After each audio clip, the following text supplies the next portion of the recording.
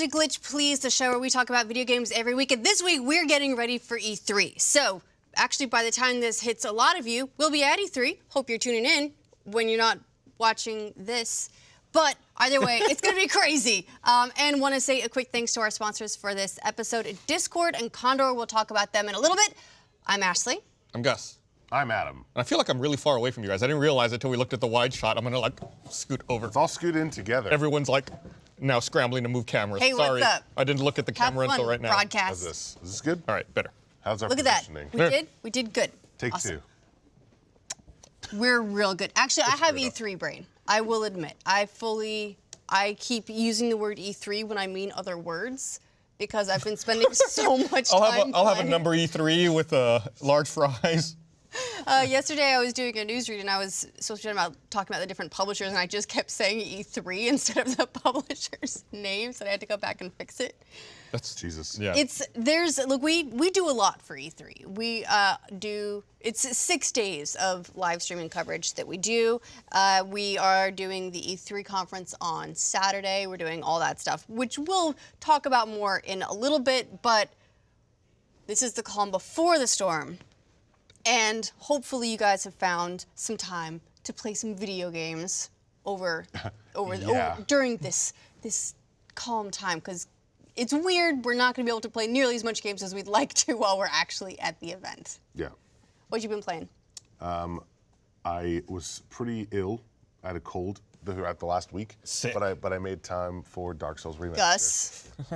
And Dark Souls, I don't have too much to say because it's just more Dark Souls, but it's real fun. I forgot to bring up last week that a big problem people were having with Dark Souls was hackers.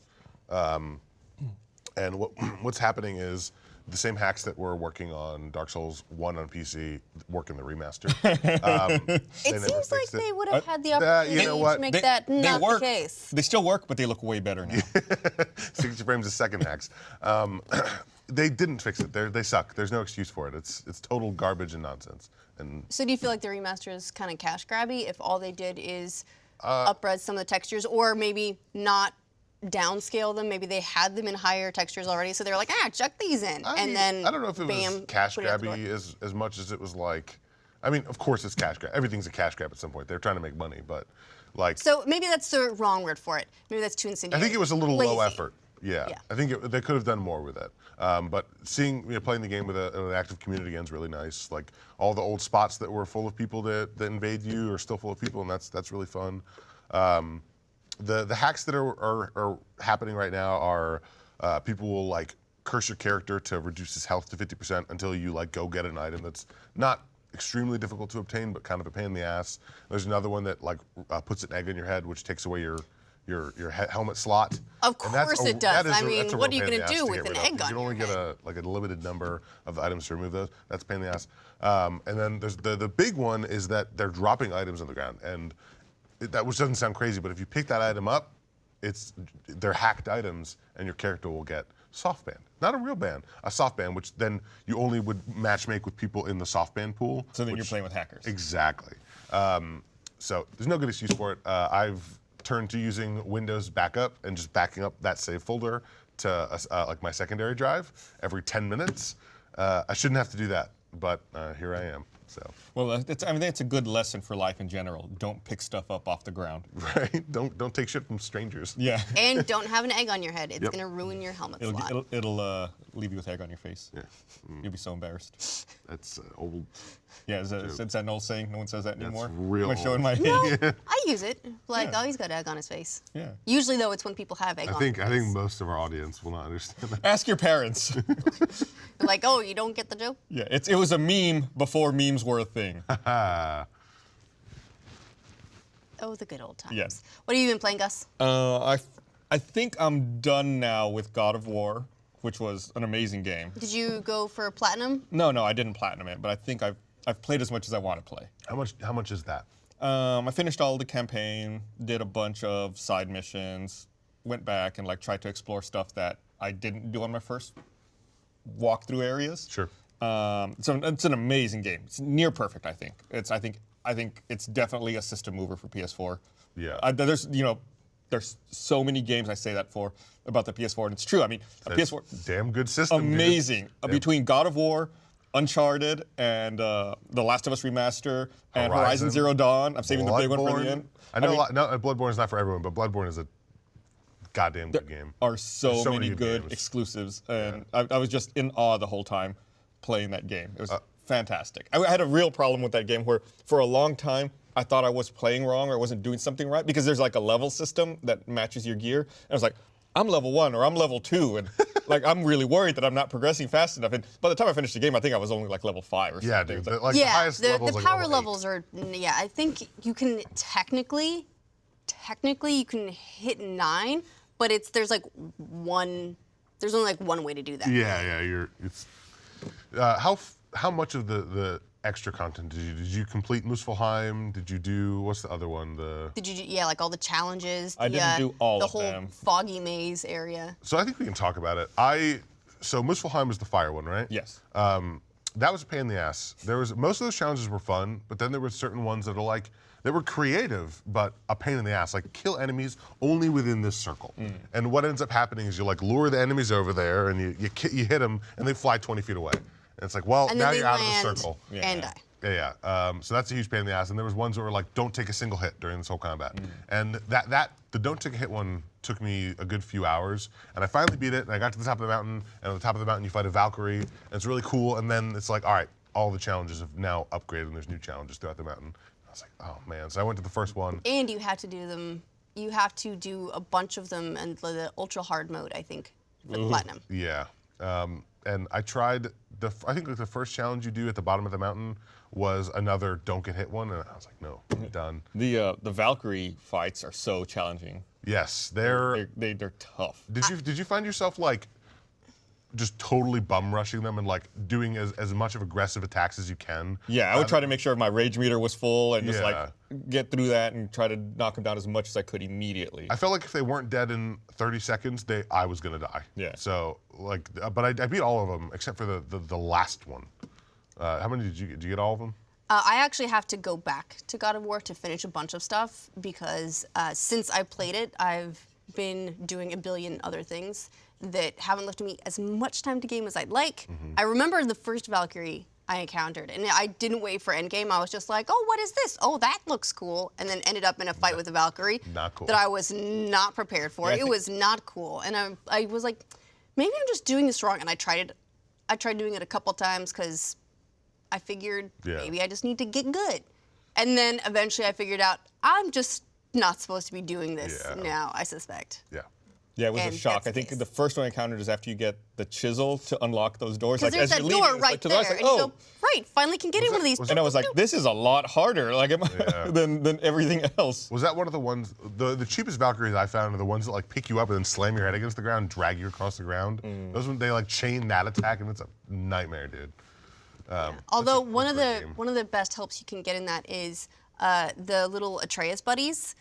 One of them is this little squirrel Yeah. with, I think it's a squirrel. Yeah. And it's angry all the time, and it will just shout profanity at you, but it will also drop you health, or if your health is full, it'll drop you rage. Yeah, that's. So it's a nice way to get some health in between, especially for those fights where you're just sometimes just dodging around, trying to like wait his time out and then do it again. Yeah. Yeah. What But a good game, man. It's a fucking amazing game. So good.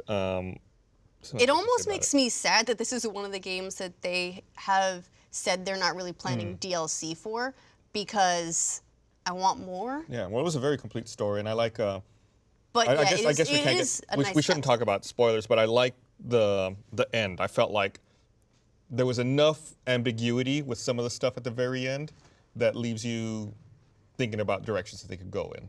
Yeah. Yeah. And it definitely left it up to, I think, personal interpretation. Yeah. Do you think that for the next game they're gonna move to a different pantheon, or do you think that it'll be more Norse mythology? I don't know. I think they might stick around here for a little bit. I think there's more left to do. Did you do the second ending? No. If you So go back- there's two endings. There's the ending, and then when you go home, there's another ending.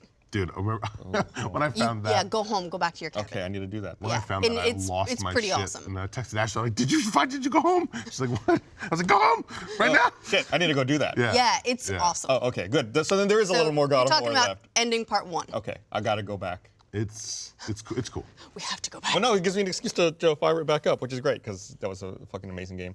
Yeah, well, and you've been having some like internet troubles and all that have caused you some problems at home, right? I can only really play single player story games right now. I can't do multiplayer. But the other game I played was Detroit Become Human. Oh, shit. Okay, what did you think of that? And Because I played through, I finished it. I need to go back and redo some choices so I get the endings I want. Right. But I got through one ending, and I think I'm actually going to replay it in a different way to see how much variety there is. Because, you know, when you finish a level in that game, it branches out and shows you all the different possibilities. And yeah, there's like sometimes it doesn't show you things that you haven't found yet. It just shows you there is a thing you haven't found. It doesn't tell you what it is. Yeah. So then you're still trying to puzzle it out, but you know there's a trick to it. And then some levels, I felt like I uncovered just about everything. But, you know, there'd be like a different ending or something I didn't get to. But then some levels would be like, I didn't touch anything. Like, there's this whole other branch I didn't even get to. Yeah, and a lot of those will require you to have made a different choice somewhere earlier right. in the game. Depends whether or not a character is still alive. Or is still with you, Right. or so on and so forth. Where So they are in the story. yeah, so it is cool that you can go back and hop around and do those things. Once I finished it, I went and like the first level, which is the level that's the So the demo, demo, I believe. Yeah, it's got like 5 different endings just in that one, and so I went through and tried to 100% that just because I wanted to see all the different permutations of it, and it's pretty cool. Yeah, when the demo came out, I played it a couple of times and I got 2 different endings, so I haven't seen 5. I didn't realize there were that many. Yeah. I'm a little impatient right now, and it is a game where if you want to go back and redo some of those choices, you're sitting through a lot of similar or the same dialogue. It's not super fast paced, so there's lots of talking, lots of slow bits, and you have to go through a lot of the same thing over and over and over to get to your branches to take something. Well, at least I feel like they break it up well, where every chapter is pretty bite-sized. Where it's like, I'm going to go back in and redo this chapter. It's like, There's also checkpoints within the chapters. Right. But if you want to have like the complete chapter experience, it's not going to take a ton of time to get through all of it. Yeah. For the most part. But Yeah, you will have to it's sit in not a dialogue. killer, but there is a bit of a feel of slog there. Oh, spoiler! I didn't know that ending was possible. Oh yeah. I found a lot of endings, so I was like, that's That's the opening interesting. level, so not really a huge spoiler. But it's I never the seen trailer. that one. So I felt like sometimes there were some things that didn't make any sense in the story, or you know, I would pick a dialogue option and they would say something like, "That's not what I thought that dialogue option meant," and then you'd end up with, That's infuriating when games do that. When like it was L.A. Noire was really notorious for that. Oh, yeah. Like try to politely say no, and then he'd be like, "Go fuck yourself." It's like that's not what I meant. Take a different tone. Let me back up. Try again. yeah. But overall, I mean, it was enjoyable. It's a good looking game, but I use the word game loosely because It's an interactive narrative. right. It's really not what you normally think of as far as a game. It's a lot more like a visual novel, I think, where you're just talking to people and making dialogue options. Are there But it's like also- are there gamey elements? Like, do you have to like There's take some, a like, shot at some point? quick time events where you're like chasing people and like choosing which path to go on, and then once you're in there, like dodging people and stuff. Yeah, and a lot of combat is quick time based. It's quick time events. I do feel like this is in terms of games, this is a level above walking simulators. This isn't a single story that you go through and you're like, oh, I'll pick up the thing on the desk and then put it down and then continue along the path. The branches do help to make it feel more like a game, but it's, if you're expecting total freedom. And there are, some storyline elements I thought were really hammy. And like they tried to like surprise you sometimes, like several times. I was like, "Oh, you thought you were gonna do this, but this is happening." Like, it's like I knew that was coming. Like I could see that coming from a million miles away. Like you're not fooling anybody. Yeah. But overall, liked it. Yeah, I liked it. I mean, I finished it, and I'll play it again just to see what other options there are there. Not as good as God of War. Agreed. Yeah. Okay. Agreed. So in my meager game playing time, I've been playing Pillars of Eternity 2 still, continuing on through that. I actually restarted it. Oh, shit. Because I was having a lot of trouble. I played a tiny bit of Pillars of Eternity, but didn't play as much as I probably should have. And so I didn't import a save or anything. I just went, Pillars of Eternity 2, let's go, and did the thing that a casual would do, which is go down the classes and go, oh, this one has a pet and it can be a bear. I'm gonna do that. Turns out I picked like the worst class I could take as far as playability. That's So- not your fault. There should be better balance. I mean, yeah, but it happens in it happens. every game like that where there's some that are just more playable. So Yeah. after enough hours of me being my main character being the one to die in every single round of combat, and being like, girl, you're not much of a leader right now. You're supposed to be leading this quest and everyone's carrying you. This is not okay. So I started over again. And it was kind of cool because almost immediately I was like, I'll just quickly retrace my steps. I know exactly what I need to do. And just immediately after the first area, I ended up somewhere else doing something new that I hadn't even discovered in the first playthrough. So that was cool, and it didn't feel like a huge time sink just to get back to where I was. Right. But You digging it though? yeah, I'm getting better at it and getting more used to like all the different skills. And it is unusual from a lot of other games where the combat is active, but you need to pause it. You can pause it anytime. So you pause it, issue a bunch of orders, and then things will play out again. Is it kind of like Dragon Age in that sense? It's so, I mean, kind of in that way, like you freeze when you're issuing an order, but this is like you freeze, issue orders to all of your party members, and then play again. Gotcha. Was it Baldur's Gate like that?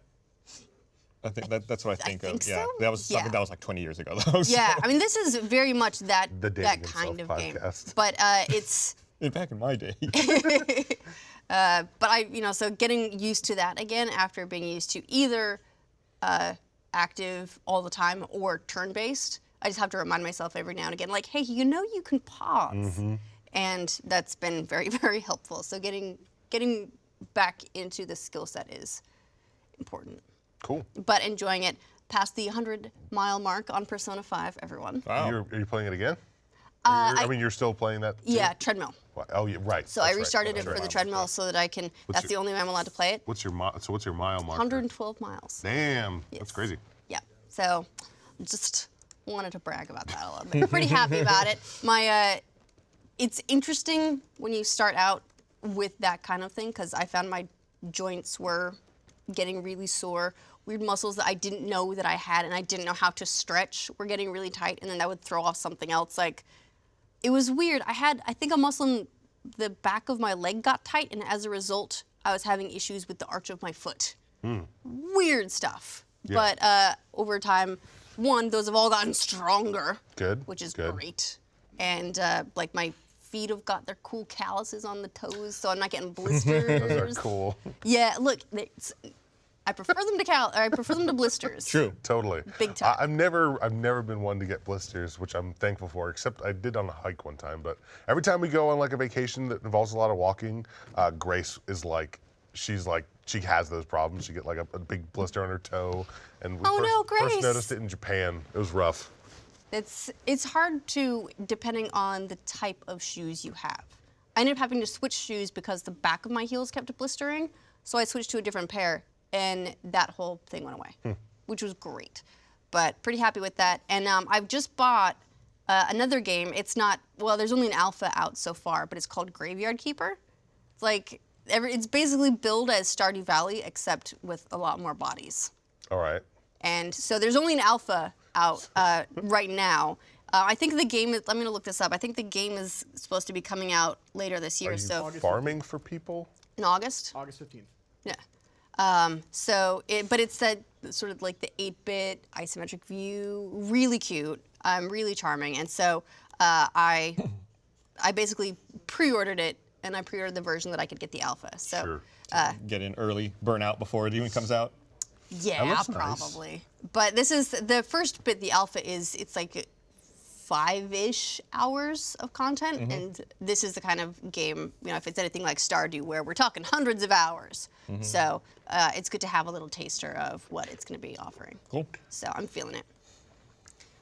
But I don't know that any of us are going to get to play much of games for the next week or so. Well, I mean, we will, but it'll be it's going to be different. Yeah. 30-minute segments of games. Yeah, because That of aren't done. E3. Right. But so many publishers have not been waiting for E3 to make their announcements. Everyone's just going all out with it. So we should talk about some of those. But before we do, I want to say thank you to our sponsor, Discord. This episode is brought to you by Discord. Discord's the best place for people to come together around games. It's super easy to use on your PC or mobile device. Discord can be used for voice, community forums, video chat, screen share, and more.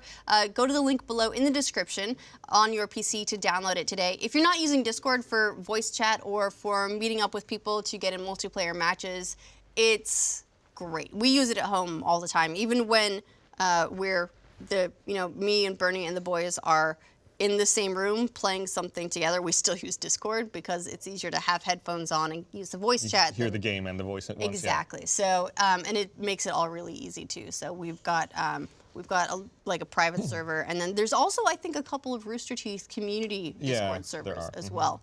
And do you participate in the community PUBG nights?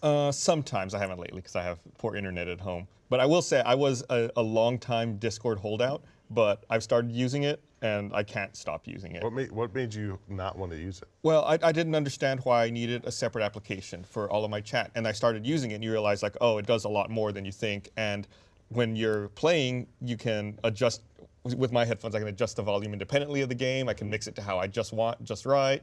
And if I'm capturing gameplay, my audio isn't in the gameplay. I can record that separately. It's just much cleaner. It's a much more robust experience. I love it. Yeah. So if you haven't checked out Discord, do. We seriously love it. We love having them. And with that, I think we should talk about some of the news. I'm talking about Fallout.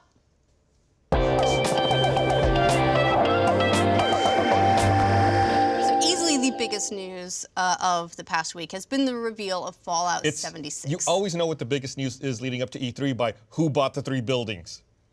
Right. Who painted the 3 buildings before E3. There's this famous hotel in downtown Los Angeles called the Figueroa, and it's like the closest hotel, or it used to be the closest hotel, right across from the Staples Center, so everyone sees it if you're going to E3.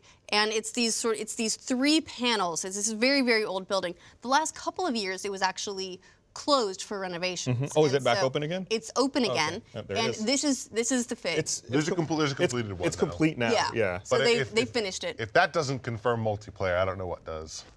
It's what's interesting. Okay, are we going down the rabbit hole? Are we going to talk Let's about go down this? the rabbit hole. So here's the quick version. The quick version is Bethesda announced Fallout 76. They had this 24-hour live stream, and then they announced it. It's a teaser. They haven't said any more details yet. Well, we have to wait for their showcase at E3 for that. But we know that it's Fallout 76, and Vault 76 was one of the control vaults and was supposed to open 20 years after the bombs dropped, and so that would put it about 150 years before the events of Fallout 3.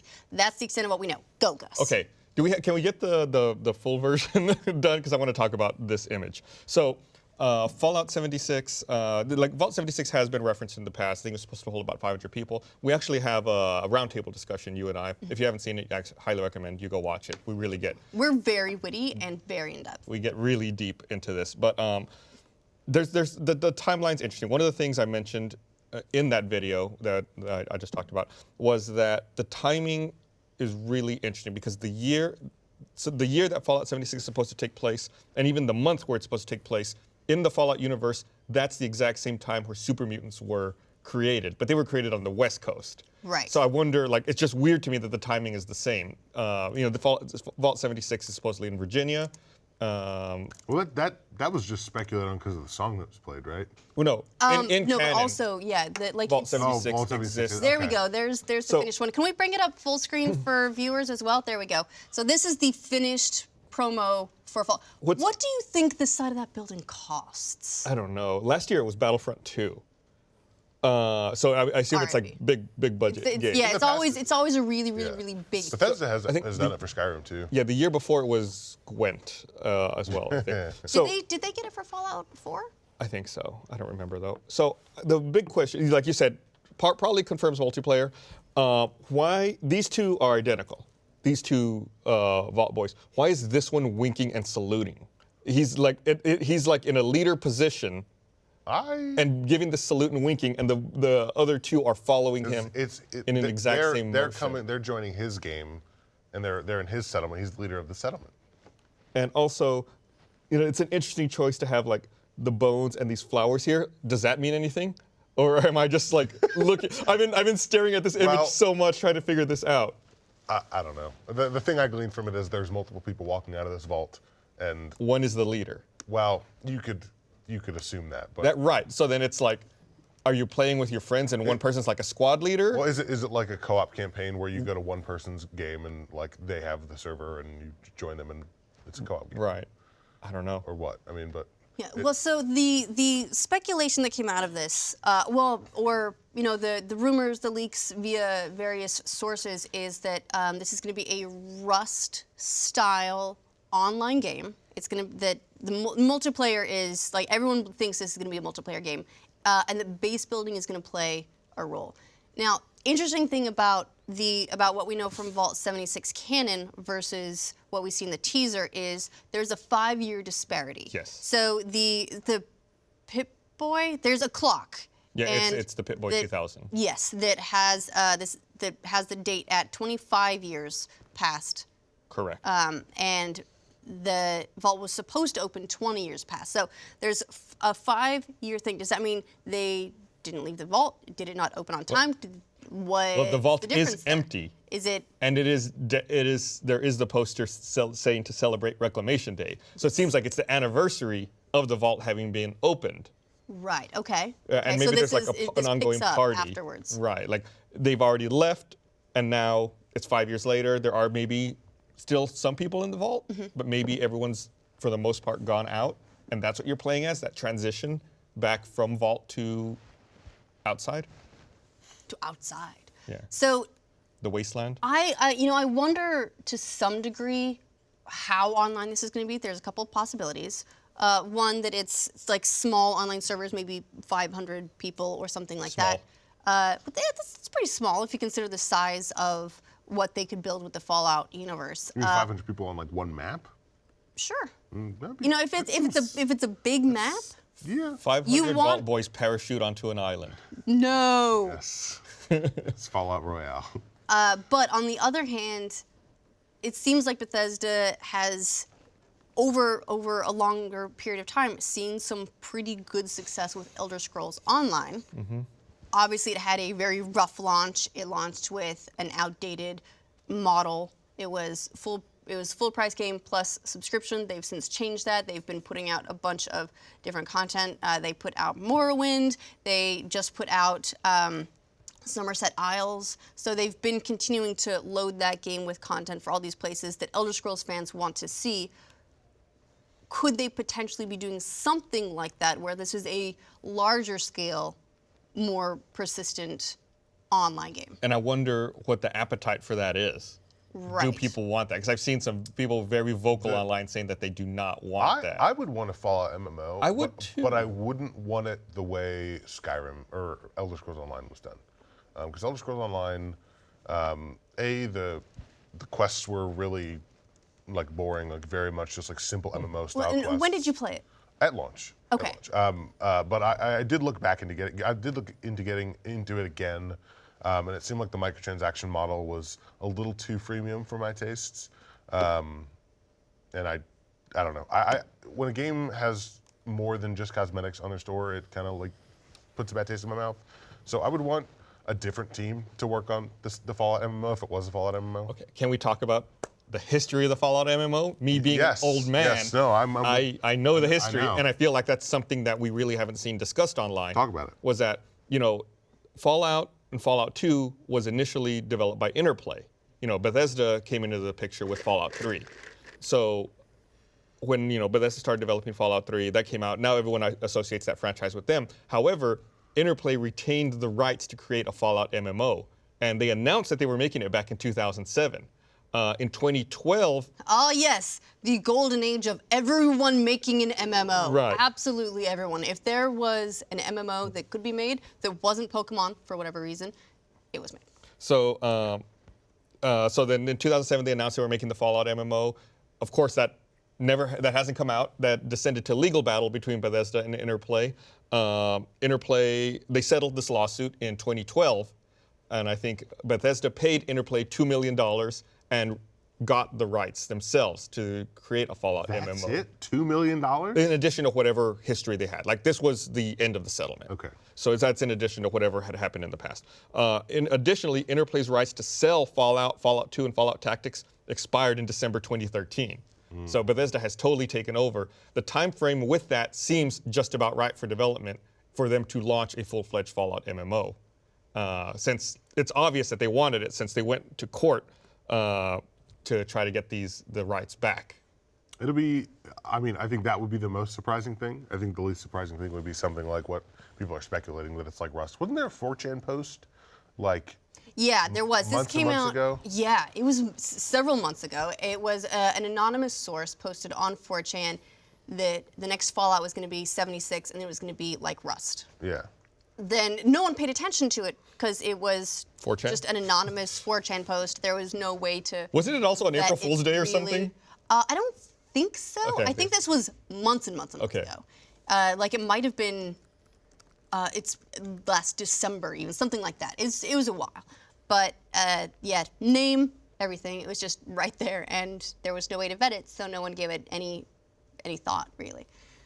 But I think that gameplay and all this is going to be a major cornerstone of Bethesda's E3 presentation, along with they've already confirmed Rage 2.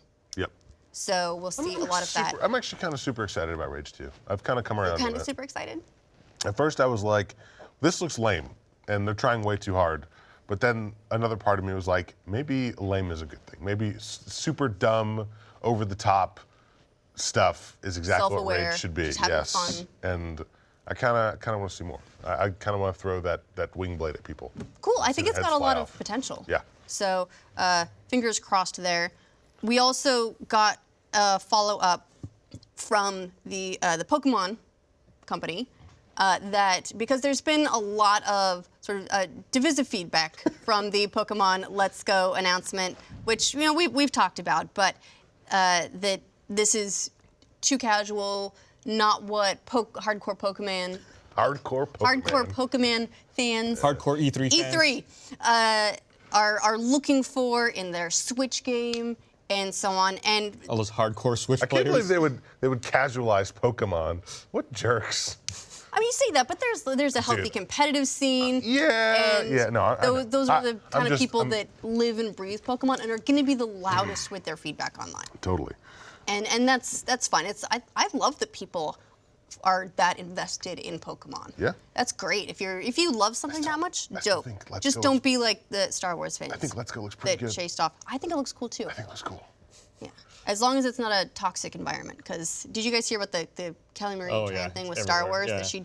That she ran the most positive Instagram and just deleted it, and the reason speculated is that she's been receiving months and months of harassment from Star Wars fans who Like- didn't like Yeah. The Last Jedi. Yeah, that's stupid. Are we still talking about Pokemon for 1 second? Yes, sorry. Like I said, E3 brain, I'm easily diverted. Ashley's not here. I had to leave my house 3 times today because I forgot things, like my coffee, which just goes to underscore why I needed my coffee. Normally, I just leave my house once. That's that's 3 times. Well more. done. So what about Pokemans? We were talking about last week of like, who would you pick as your starter, Eevee or Pikachu? Apparently, you're not going to be able to evolve Eevee. I'm sorry, come again? Yeah. What? I read that and I was like, well, that makes the choice obvious then. I mean, I Eevee's thought real that- cute, but Pikachu's way better. I mean, I figured that, yeah, the reason to pick Eevee is that you can Can we get a fact check on that? I'm Yeah. reading an article right now from a week ago saying that you can't evolve your starter Pikachu or Eevee in Pokemon Let's Go. I'll try to find some more information on that. So you can't evolve either starter. So they're going to stay the way they are. adorable forever. Yep. Like a Eevee is like a like- bonsai kitten. I think if I had to have a pet, it would probably be Eevee. Way cuter than Pikachu and way fluffier. I would scratch the mane. Yeah, but who and to send into battle? brush it out. Well, I wouldn't fight the Pokemon. I mean, I'm not fighting my cats at home. Are you not? You're not living. Yeah, you have a very different relationship with your cats than most people. Right. Get home and just like box. Yeah, that game looks good though. So what were you saying about? You brought it up. Oh, sorry. That yes, that the Pokemon Company they basically are saying, hey, the 2019 one is going to be one that the hardcore Pokemon fans have been wanting for a very, very long time. So they kind of hedged their bets with the announcement saying, and then there will be a traditional title in 2019. But now they're being like, no, you guys, don't give up on us. Dude, I saw a really funny response to that on Reddit. It was like, this has been something you've been waiting for a long time, riding your bike indoors. I thought that was awesome. Good job, Reddit. Oh, man. So Fallout 76, if it is a survival game, is that something you're into? I'm into Fallout. I'm into Fallout too. I like the idea with friends, with the right group of friends. I think it could be really fun. Gus here's trouble because we know even from just playing Divinity with him that he'll try and sneak all kinds of things into and out of our inventories. The pickpocket jerk. Hey. I liked it. It was a good time. I just wanted to take care of the stuff myself. So part of me is a little worried about, like, first off, I don't really like survival games. My big problem with them is I don't super love PvP where people can come and just ruin your day and like set you back to zero. Of course, we don't know if this is a survival game, if it'll be that kind of survival game. But yeah, my big concern is like building up a base, and then when you're offline, someone comes in, like in Fuck your Rust shit or up, like Ark, and steals all your shit, and then you're back to zero. But who knows? Maybe it could be like, So never go offline. right, maybe it's just a co-op survival game, and Yeah, or maybe there's opt-in PvP. Or I whatever. like co-op survival stuff, Yeah. depending on the kind. I don't get super into zombies, so there's a lot of those games that I haven't played. Like 7 Days to Die is not really my jam, but I really enjoy Don't Starve. Yeah. Like Don't Starve Together. I set up a family server, and I was like, I would be playing while everyone was offline, gathering resources and building a cool fort so that they could log in and then go adventuring without having to worry too much. And I'd be like, you died? That's okay. I have something for that. Yeah. Let me just rub that cure on that. And so I like that kind of survival game and survival co-op. I like being able to provide, I guess. I don't know. I'm very maternal. And so I like that, where you can go and build something up and survive together. Yeah. But yeah, the griefing, I'm not as all about. Right. If there was some level of like permanence to the bases you were building and your characters, then I would probably be more inclined to like it. Like if when you died, you didn't lose everything, and you maintained a level, and they still had those like character progression elements, like you chose perks and things like that. I would like that a lot more. Yeah, maybe And if your bases couldn't get fully destroyed by people. There while was we a were game, gone. I forget which game it was, where if your base was destroyed while you were offline, like the people who came in, they would get something, but it really wouldn't hurt you. Like that kind of scenario. Was it Where it's like they're still incented to come attack, but you don't really lose. Mighty Quest for Epic Loot? That might be it. It's the one where you might have built dungeons. Yeah. Might have been the Mighty Quest for Epic Loot, where it's still people are incentivized to go and do that, but if you're not there, it's like there's really no downside for you unless you're active. You lose like a little bit of money. Yeah, whatever. it's not a big deal. Yeah. Yeah. Based on the sketchy details we have, I think just being able to adventure with your friends in the Fallout universe, just that as a concept is really cool. Yeah. I think that kind of co-op multiplayer is something that people have been wanting from Bethesda for a very long time. I remember, is pre-Skyrim. I don't know if it was I think it was around Oblivion timeframe. There was a game that came out, and it basically billed itself as like Elder Scrolls, except you can co-op. It's called Two Worlds, something like that, I think. But its selling point was, we're doing this same thing, except you can have other people in it. You can adventure together. And if I recall correctly, it wasn't a great game, but that was enough to get people hungry for that kind of adventuring into it. Yep. And so we'll see what level the multiplayer and the co-op is, but I think just at its core, being able to participate in the Fallout universe with your friends is dope. Yep. So we'll see. So Bethesda has this was a voluntary announcement.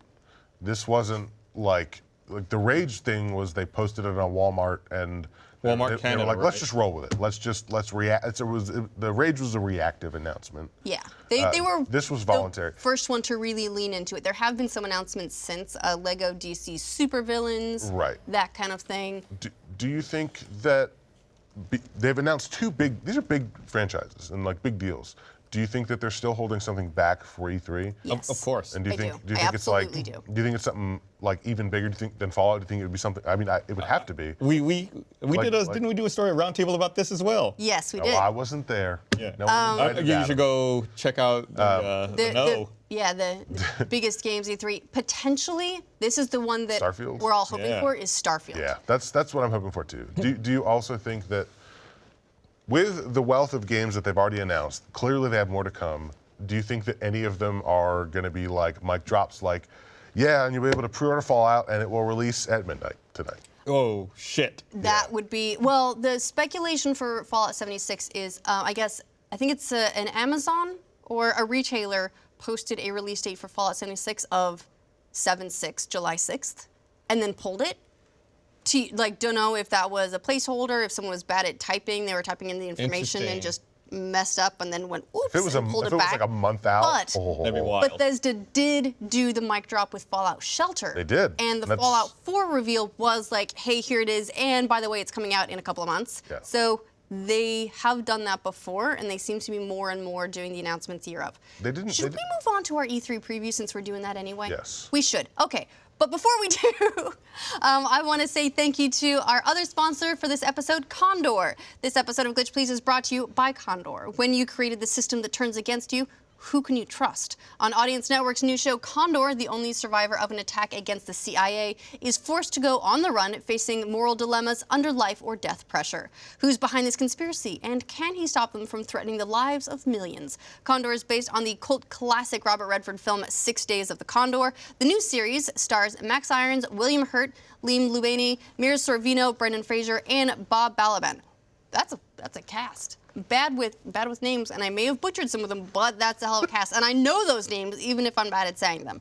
Condor airs Wednesdays at 10 p.m. Eastern and Pacific, only on Audience Network, available directly available via DirecTV and DirecTV Now. You can watch the first episode free, no login required, on att.net/Condor right now. It's available at att.net/Condor right now. Right now. Condor. right now. Truth is the first victim. Good delivery. Intensity. Why didn't they hire you, dude? You stared him down. We're gonna cut that down right. No. All right, so yes, Extended we're officially slow-mo. now in E3. I thought we were preview. already doing E3 preview. Yeah, sorry. This is So- like I said, I'm not guiding So- things very well in this episode. But we were the two news items really were Fallout 76 and what they said about Pokemon 2019. We were more or less on agenda. Let's So talk. continuing our E3 Fallout coverage, Ben just sent me a link that someone tweeted to Pete Hines and asked, "Is there still major surprise, Pete?" And Pete Hines replied, "Definitely more than one." Oh, Dude, Bethesda, Okay. oof, they got me excited. like of announcements I know not to expect. I know not to get my hopes up for. Elder Scrolls, not getting it. I know that. More than one. Yeah, but they also think about how many studios they're working with now. So we've got Rage 2. That's going to be in. I think Arcane will probably have Arcane. We'll probably have something Prey related, probably a Prey like a Prey expansion. We'll see. We'll see. I know the creative head behind Prey left Arcane recently. So TBD if they're doing something with that or if they just decided that they were gonna let it go. But if they do more with it, that'd be great. I thought that was a really good game. It didn't get a whole lot of momentum, partially because it was sort of a unique concept in that you can just go around anywhere, explore anything at any time. There was no get to the end of this level or area and hey, boss fight. Yeah. So it was really unusual in that regard, but a lot of people didn't enjoy some of the enemy difficulties, some of the ammo scarcity. Some they didn't feel like they were building things. Yeah, That it was kind of all at one level all the way through. that game. The only thing I didn't like about it was I was too scared to play it. It makes I me had to play it with the lights on. makes me so sad that I'm like such a wuss, dude. Don't be a wuss. When I was like 15, I was like, listen, I can't play scary games now, but when I'm an adult, it's gonna be no problem. And it's a fucking problem, dude. Really, because I'm 28. when I was 15, I was like, I'm an adult. I can do anything adult thing. I just always assumed I would be a more brave adult. So, Praise Twitter tweeted out back on March 2nd, just saying, do we really know what's out there, with a GIF of like a camera panning over to the moon, possibly pointing to some like moon DLC for Prey. The other be one great. is Don't tell Bernie. This is kind of stretching it, but I guess there was a interview with someone from Bethesda who, just the way they announced something, I think it was Pete Hines, said, I will say we have a lot of new stuff to talk about at E3. Whether or not folks realize it, this is the hell on earth time for us with E3. And just that hell on earth quote there, I guess the way he threw that in there, makes people think maybe there will be a Doom 2 announcement. Yeah, that made but me that's think about stretching Doom. it. Is it? Yeah. Well, Doom's 2016, right? Was it? Or was it 20? Yeah, it must have been. Do you think it's too soon for Doom? May 13th, 2016 Too was Doom for Doom's soon? release I date. don't think it's too doomed for soon. I think that given how well that was received, if they are either adding more to it, Switch or exclusive. doing it. Oh man. Wait, they already. Oh, Doom I 2. see. Okay, yeah, I see what you're saying. Or I could see more Doom being a welcome surprise. How many Switch ports are we going to be disappointed at this year? What's the count? Fallout on Switch is definitely coming. Yeah, right. What? No, Fallout like 4? Oh. My only reservation about a Doom announcement is that'd be an id project probably, and if they're doing Rage 2, then do they have multiple teams going at once? It isn't or- making Rage 2. They're not. Bethesda Game Studios and Bethesda Game Studios Austin and Avalanche Studios Yes. are working collaboratively on it. Right. And Avalanche has teased another game that they're announcing today. There's a lot of games announcements that are happening today. I don't There's know. a lot I of don't game know when. announcements in general. PlayStation announced they are doing a bunch of reveals up to the event. Today they announced the release date for Days Gone. Yep. So February 22nd, 2019. WB? So that's the Warner Brothers. Why are we not talking about Death Stranding? Oh man. Because no one knows what it is. But- the people in it don't know what it is. We will most likely see gameplay this year. That'd be really great. Look, So excited. can I just really quick brag? What? Hideo Kojima retweeted me. Oh, I hate you. I hate you so much. I posted our gonna E3 unfollow lineup, you now. our E3 schedule on Twitter, and he retweeted me. God damn it. And I was like this. So jealous. By the way, the Avalanche new game is from the Just Cause studio, reveals Generation Zero, a new shooter loaded with 80s nostalgia, is apparently the game. Oh, okay. Wait, it's The not. 80s is back in a So big it's way. not Hitman 2?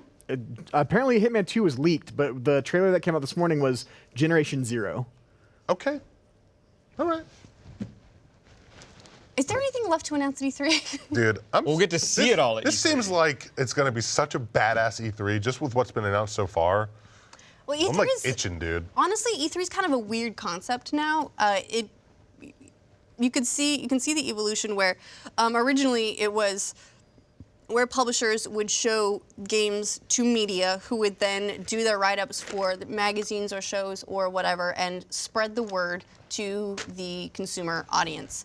But as everything's become more accessible online, where publishers and developers can reach their audiences directly without going through any sort of media or go-between, it's shifting really Yeah. what E3 is all about. And it means that a lot of them, they don't feel the need, or they don't feel it's necessary to wait for E3 and then share those few days with every other publisher who's doing the same thing. You get your Rage 2s, you get all of those games that can just go, they announce it early and they'll be like, we'll show it to you.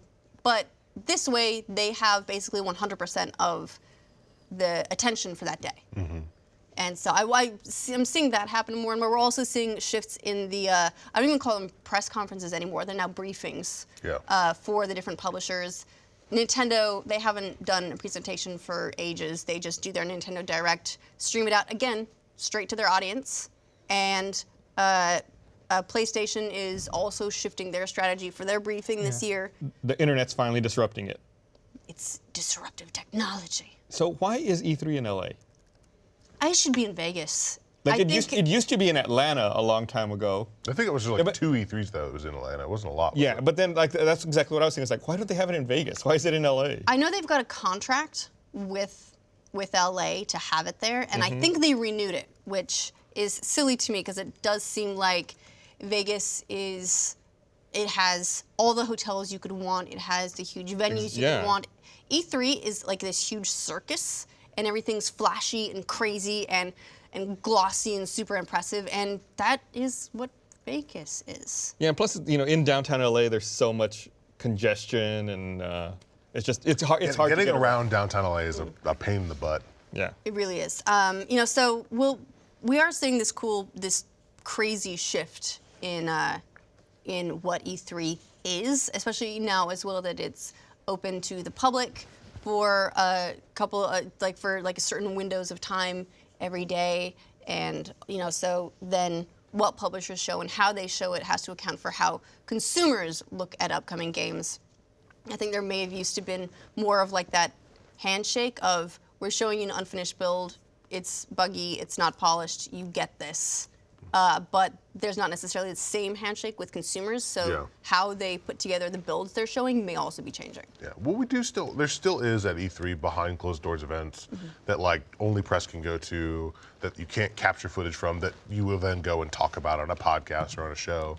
So there still is some of that is. Sometimes whole booths too. Like I've seen, usually there's these open booths and there's a closed area that's for appointments only, but there's a ton of stations out where anyone walking by can just walk up, pick up a controller, and play the game.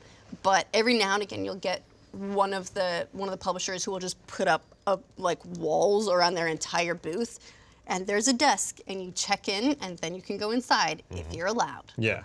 So. I think Destiny 2 on PC was like that last year, where you had to go to the NVIDIA booth and check in, and go play it that way. Yeah. So, but we're going to be showing a ton of games at E3. We are doing our 6-day stream again, so we'll do all the briefings. EA, I'm going to see if I can do these all stuff in my head now. We've got EA, we've got Xbox, we've got Bethesda, there's Square Enix, PlayStation, the PC Gaming Show, and Ubisoft. Did I do that right? Am I missing one? I'm missing, and Nintendo. Yeah. There we go. I was missing the 8th.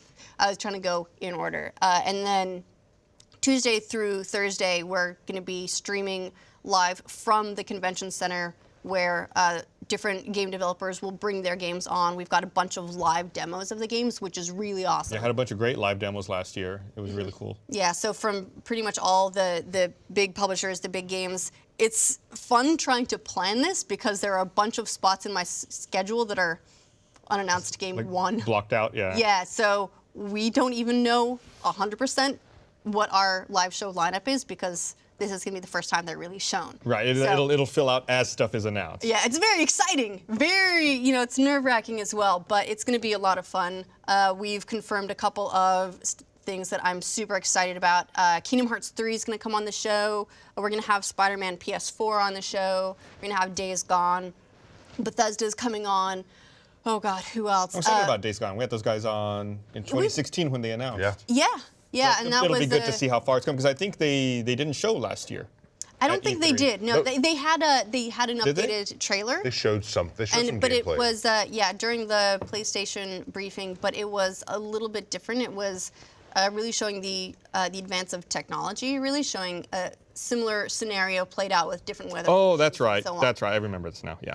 But it wasn't like, hey, this crazy new thing. So I'm going to be really interested to see what they have to show this year, especially since they are going to be releasing within By the a next, year period. before the next E3. So it's pretty exciting. We have a lot of us going too. There'll be a lot of hosts on there. Yeah, so we're doing something new this year, which I'm pretty excited about, which is we're taking more of us, and the times that we're not doing interviews and on the stream, everyone will be going out playing games and then coming back and sitting down to offer quick impressions and here's what I play, here's what I played, here's what I think, and that'll be a lot of fun, I think. And let me see. Let me run down some of the cool games that I know we've got confirmed. We're going to be showing Assassin's Creed Odyssey, Nice. Black Ops 4, Battlefield, Anthem. unannounced title, Skull and Bones, Shadow of the Tomb Raider. That's just Tuesday, by the way. So highly recommend tuning in if you get a chance, and then we'll post up, you know, some of the bigger segments for VOD as well individually on the Know once the stream's done and we can cut them down. But I'm really, really excited about this. I think I told you this before, but E3 every year, it's probably the most. I don't plan it like you do, but it's even so, it's still probably the most stressful thing I do all year. But it's one of the most enjoyable things that I do all year, because going in and having to, like, you know everything about all these different games, but then you get a chance to play them and talk to actual developers who work on stuff. It's really cool. Yeah, it's been a really cool experience as well, just, you know, between planning and having us execute it, because in a way it's like the games come to us in a lot of cases. We're able to ask the developers directly things that we want to know about the games, and it's a really, like, it's really cool. We're very, very lucky to be able to put something like this on, honestly. There's not a lot of outlets that do streaming coverage on this level, just like this many. There's, you know, something like 35 hours total, and we've got more than 40 different games coming by, and these publishers all want to come on our live show. And that's really exciting, and we're only able to do it because we do it in partnership with YouTube, which is really helpful, but also just because we have an awesome viewing community and audience. Wink. What's up? Talking about you. Talking about you. Hope you're tuning in. How you doing? But it's going to be very, very long couple days. It means we're also not doing traditional news updates next week because we'll be otherwise engaged. But I'm super looking forward to it. Let me see what else we are going to be showing. We're going to be showing a bunch of the indie games I'm excited about in particular, you guys. Final Fantasy VII Remake? Hey. I'm kidding. That was I didn't see anything. No, that's one of the I'm not sure what this is yet ones. But we're going to be talking to Aaron Greenberg just about Xbox's strategy in general, which, you know, full disclosure, I've known Aaron for probably like 10 years now. We haven't kept up as much as I'd like, but he's a really, really cool dude. And then, did I already say Kingdom Hearts 3? Because Kingdom Hearts 3. You did. I'm really excited about that one. But you guys, this is one of the ones that's so stupid and so ridiculous, and I'm so excited. You know the guy who runs the Sonic Twitter account? I don't know him, but okay. You know of the Sonic Yeah. Twitter account and its famous shitposting? Yeah. That dude's coming on our stream to show us Sonic Team Racing. Nice. Oh, great. I'm Can we let so him take care of our excited. social media for a bit? Yeah.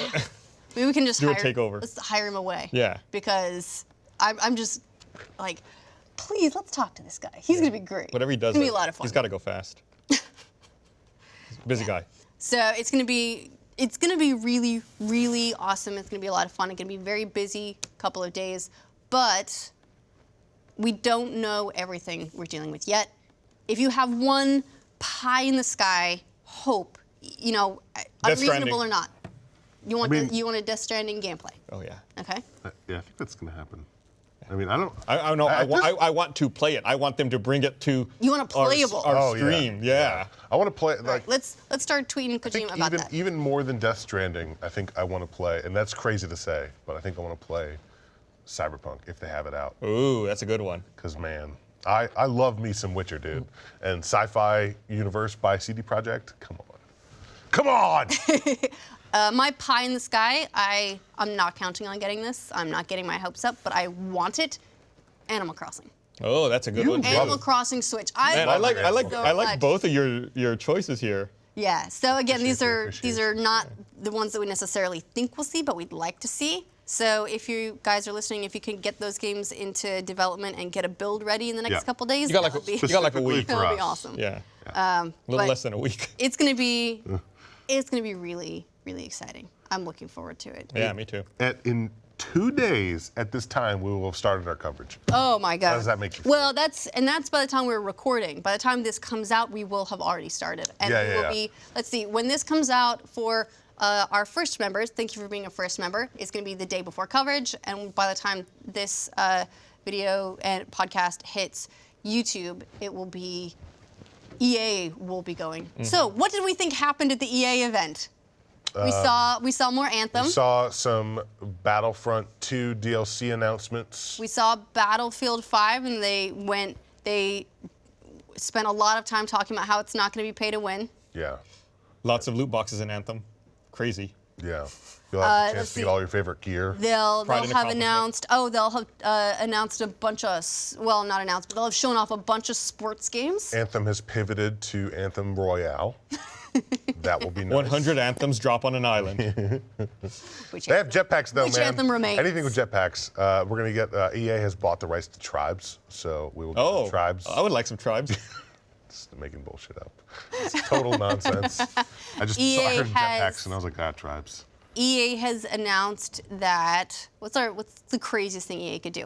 They have EA Star has Wars. They have announced rights to that Star Wars they're games, dude. So they could do a fucking lot with Star Wars. they're going to show off the Visceral Ooh. now canceled and reworked project headache. and mic drop. They didn't really close the studio. It was all a ruse, and it's coming out. It's on its way to stores now. Dead Space Knights of the Old Republic 3. 4. Star Wars Knights of the Old Republic 2. Star Wars The Old Republic 2. There you go. I was like, what the fuck are you talking about? New MMO, new Star Wars MMO, new galaxies. With no microtransactions and all free DLC. Mass You can Effect- dream. Mass That's Effect it. Andromeda 2. Part 2. Maybe we'll finally get The search for Mass Effect Andromeda 1. the Quarian arc. All right. Well, We could maybe get a Dragon Age. Is it the same studio that's working on Anthem though? yes. Well, I mean, sort of. BioWare's BioWare big. has multiple studios.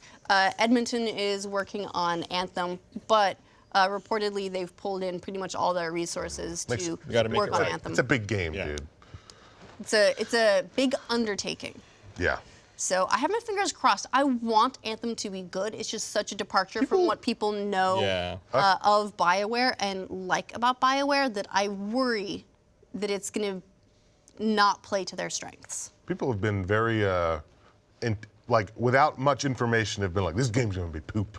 I think it looks kind of cool. It's Yeah. a lot of people I think that are sore that feeling like Andromeda they was not good. Yeah. they put their C team on Andromeda and sent Mass Effect out to die so that they could prioritize Anthem with their Anthem A team. better be the best game ever. I feel bad for the people that worked in Andromeda calling Yeah. it the C team. Well, it was a new studio. It was like that studio's first game. It showed.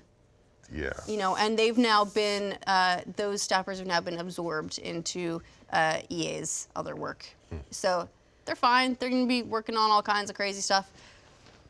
EA's Mirror's Edge, right? Yeah. New Mirror's Edge game. There was one not that long ago. Not that long ago. It didn't do 2016 it got announced, It, right? it Didn't did, do was great. kinda didn't do bad. that great, yeah. But it'd be pretty cool. Yeah. Eh? Eh? Yeah. Eh? All right, let us know your craziest E3 wishes in the comments. And you guys, hope you tune in for our E3 coverage. It's gonna be big. It's You gonna better. be We're fun. doing It's it for gonna be you. Crazy. We're doing it all for you guys. We're working so hard. Tune in. But also, it's gonna be a lot of fun. And so we will see you then. We will have another episode of Glitch Please next week that we're gonna record from E3. So that'll be fun. I think we've got to figure out exactly when we're recording it, but we might be doing it Thursday afternoon. So it'll be like everything that happened at E3. Peaceful. But it should all be a lot of fun. So we will see you guys then. If you are not a Rooster Teeth First member, please consider becoming one. You can get access to Glitch Please early, as well as our first exclusive post show, New Game Plus. And there is a 7-day free trial you can get of First if you haven't tried it before, so you can see what all the first exclusive stuff we have, what it's all about. And either way, we'll see you guys at E3. See ya.